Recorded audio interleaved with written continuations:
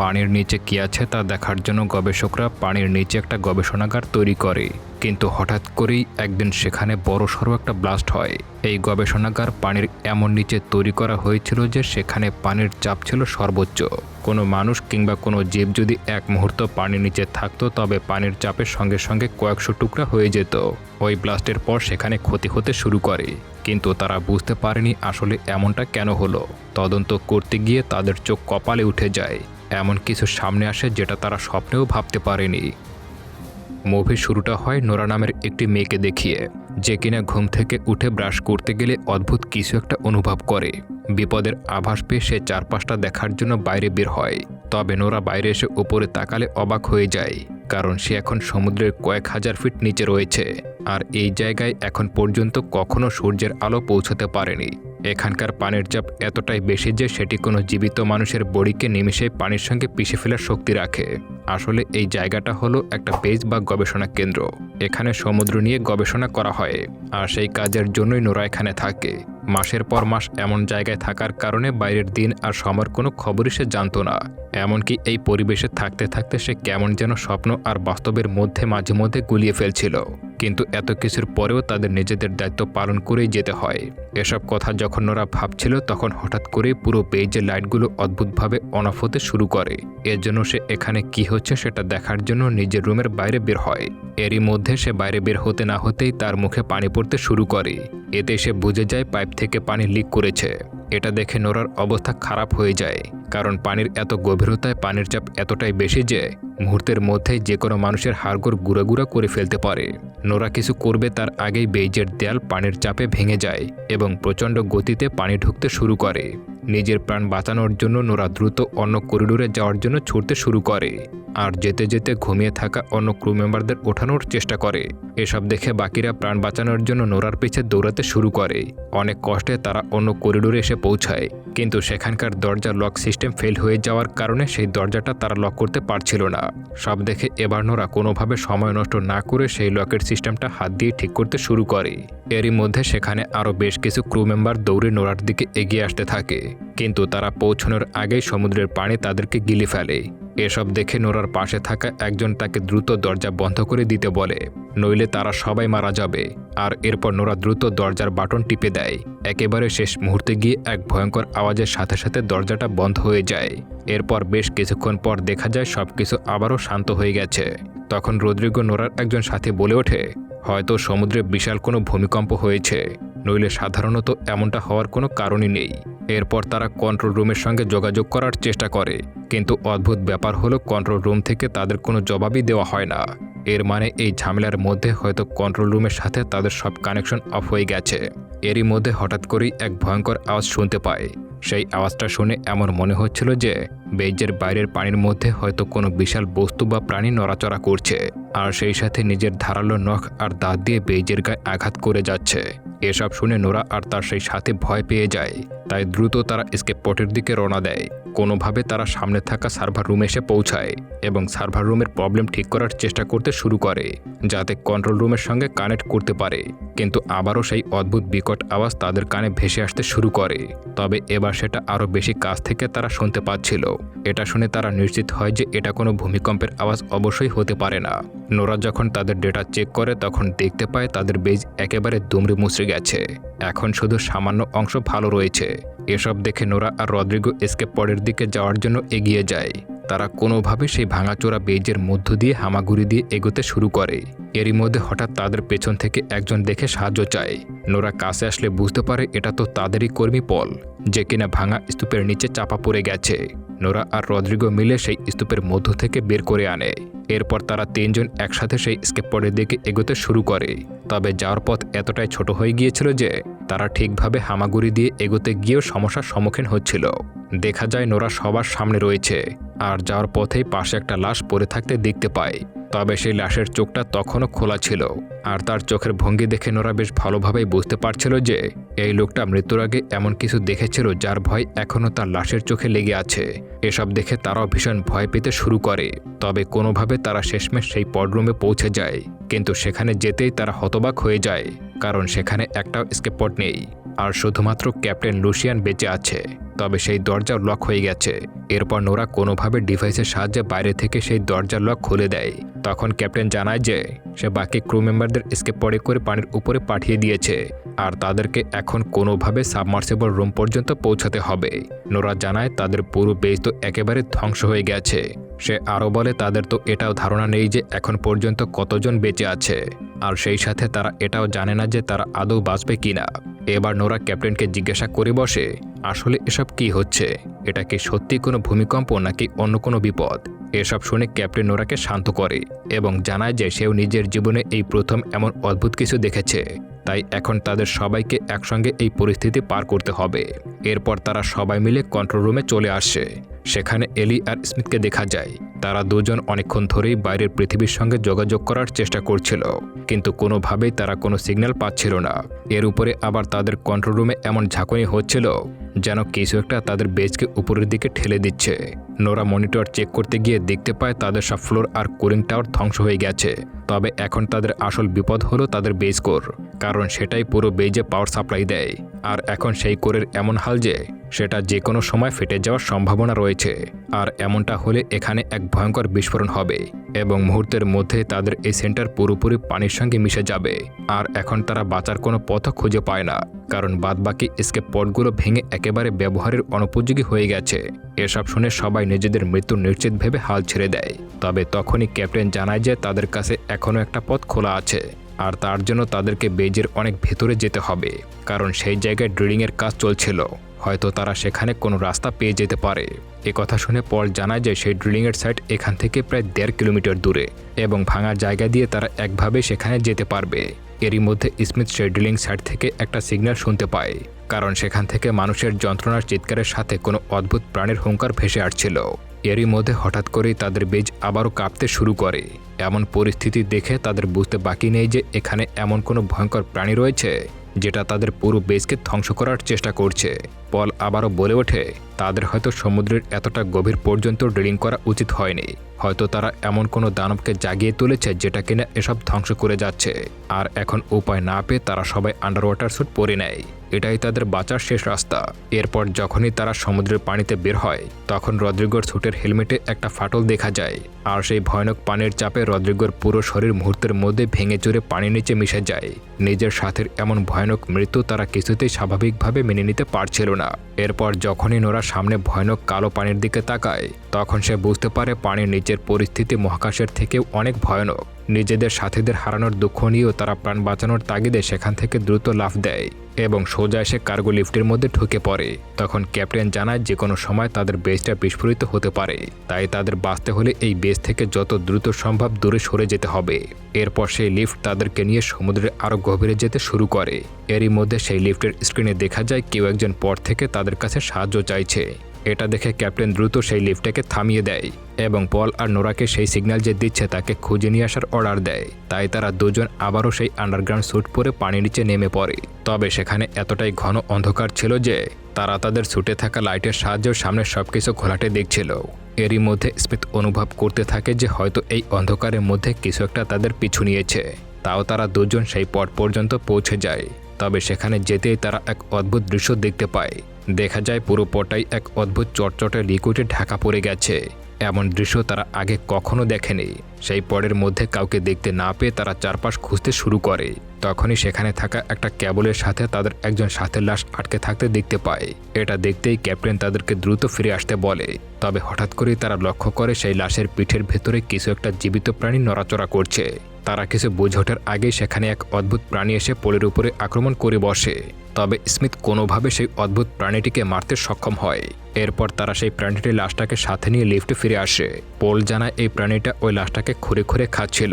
এরপর যখন তারা সেটিকে পরীক্ষা করে, তখন দেখতে পায় এটির দেহে ধারালো নখ রয়েছে।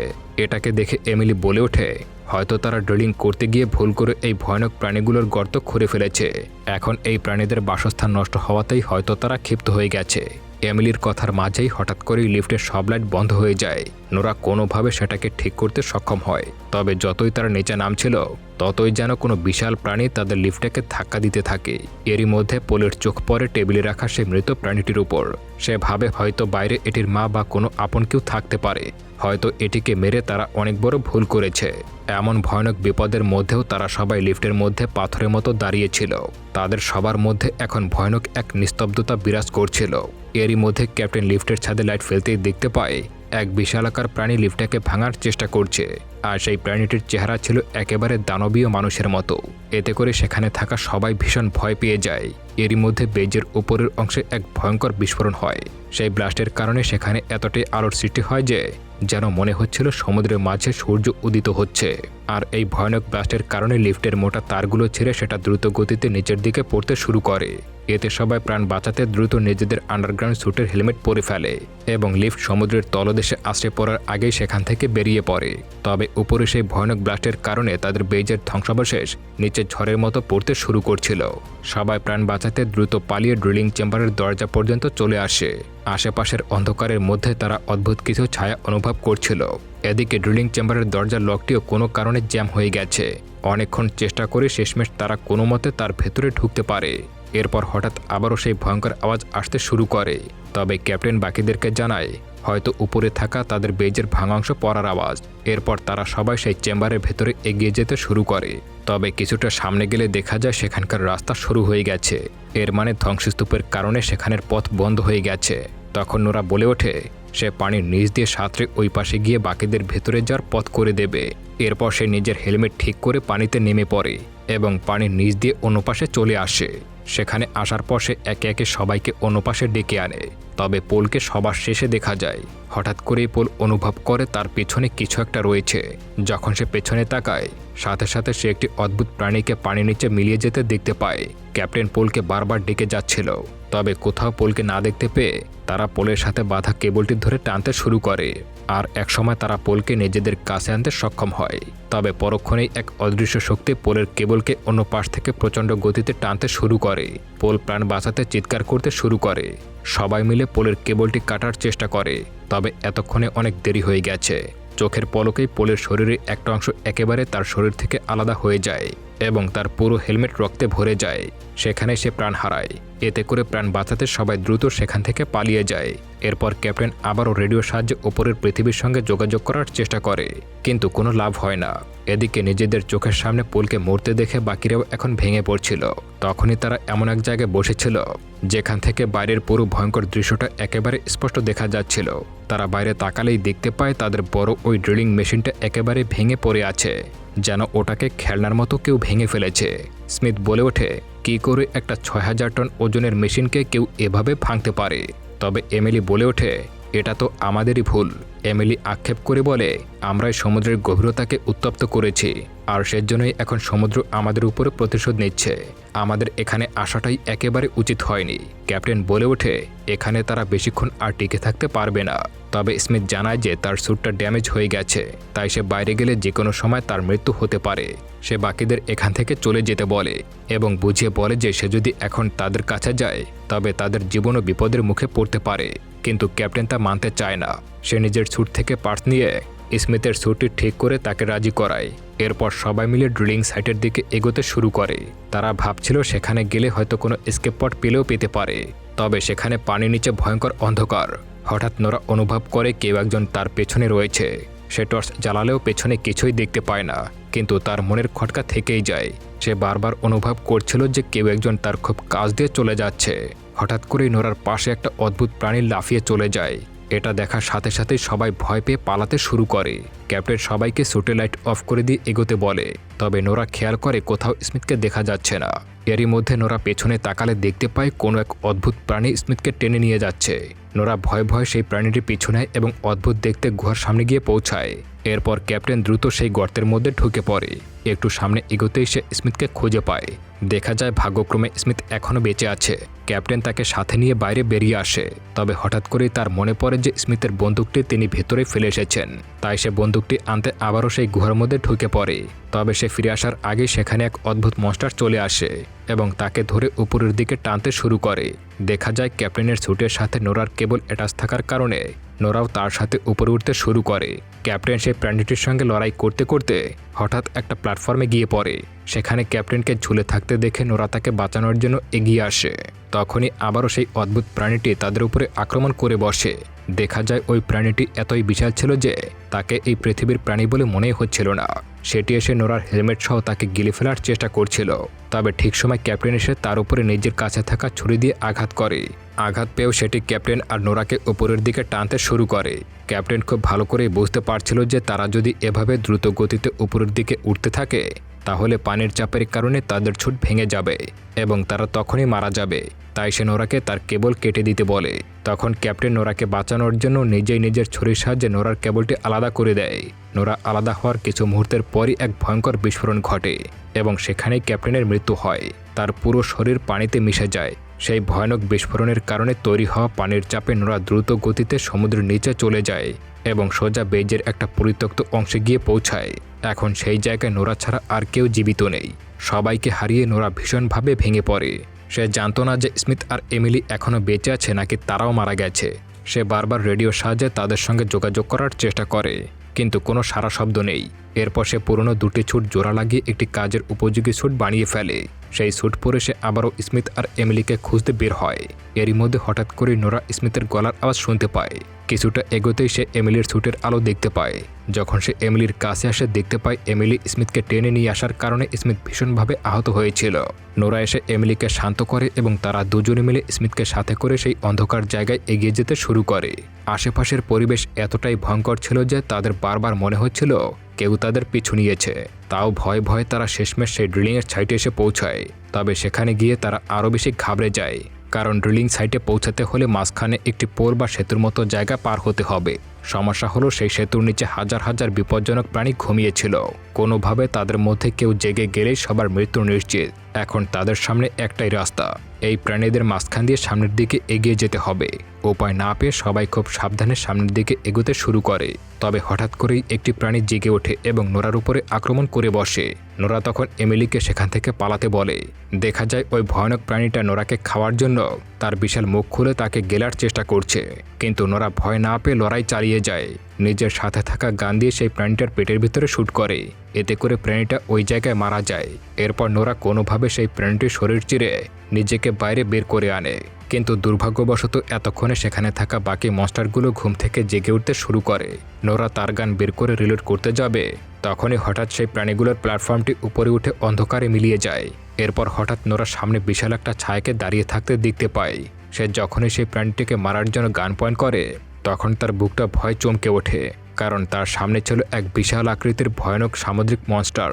সেই মনস্টারের আকার এতটাই বিশাল ছিল যে সেটার সামনে বিশাল কোনো বিল্ডিংয়ের ছোট খেলনার মতো মনে হবে। এবার নোরা কোনো মতে প্রাণ বাঁচানোর জন্য মেইন গেটের দিকে পালাতে শুরু করে। তবে এরই মধ্যে সেই বিশাল মনস্টারটি ওই পুলের ওপরে এমন ভয়ঙ্কর পা ফেলে যা দেখতে পারমাণবিক বোমার বিস্ফোরণের চেয়েও কোনো অংশে কম ছিল না। সেই ব্লাস্টের ধাক্কায় নোরা ছিটকে দূরে পড়ে যায় এবং জ্ঞান হারিয়ে ফেলে। তবে এমিলি কোনোভাবে নোরাকে টেনে ভেতরে নিয়ে আসে এবং দরজাটা বন্ধ করে দেয়। এরপর তারা তিনজন ভেতরের দিকে এগোতে শুরু করে, কিন্তু তখনও তাদের সামনে বিপদ ঘনিয়ে আসছিল। দেখা যায় সেই মনস্টারটি পুরো ড্রিলিং সাইট বিল্ডিংটাকে একেবারে মাটি থেকে উপড়ে ফেলার চেষ্টা করছে। তাও তারা কোনোভাবে দৌড়ে সেই পডরুমে এসে পৌঁছায়। সেখানে গিয়ে তারা 3টি এসকেপ পড দেখতে পায়। তবে নোরা চেক করে বুঝতে পারে শুধুমাত্র 2টা পডই কাজ করছে। তাই তারা প্রথমে স্মিথকে একটা পডে বসিয়ে উপরে পাঠিয়ে দেয়। এরপর নোরা এমিলিকে দ্বিতীয় পডে বসতে বলে, কিন্তু এমিলি কিছুতেই নোরাকে ফেলে একা যেতে রাজি হচ্ছিল না। তখন নোরা জানায় যে স্মিথের সাথে এমিলির একটা সুন্দর ভবিষ্যৎ রয়েছে, তাই তাকে যেতেই হবে।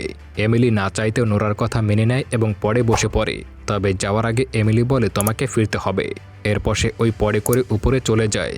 এখন নোরা সেখানে একা বসে রয়েছে। হঠাৎ করে সেই পডরুমের বাইরে সেই প্রাণীগুলো আক্রমণ করতে শুরু করে। নোরা চেক করে জানতে পারে অসংখ্য প্রাণী স্মিথ আর এমিলির পডের পিছু নিয়েছে। তখন তাদের বাঁচানোর জন্য নোরা ড্রিলিং সাইটের পাওয়ার কোর ওভারলোড করে দেয়। এতে করে মুহূর্তের মধ্যেই সিস্টেম ডিস্ট্রাক্ট মোডে চলে যায় এবং সেখানে এক ভয়ঙ্কর বিস্ফোরণ ঘটে। সেই বিস্ফোরণ এতটাই বিশাল ছিল যে পাশে থাকা সেই বিশাল আকৃতির মনস্টারটাও ধ্বংস হয়ে যায়। সেই সাথে ছোট ছোট ওই প্রাণীগুলো আগুনে পুড়ে প্রাণ হারায়। আর এভাবেই নোরা নিজের জীবন ত্যাগ করে তার সহকর্মী এমিলি আর স্মিথকে বাঁচিয়ে দেয়। পরবর্তীতে নিউজ চ্যানেলে প্রকাশিত হয় যে সেই ড্রিলিং সাইট থেকে 2 জন ক্রু মেম্বারকে উদ্ধার করা হয়েছে। আর এরই সাথে এই রোমহর্ষক গল্পটা এখানেই শেষ হয়ে যায়।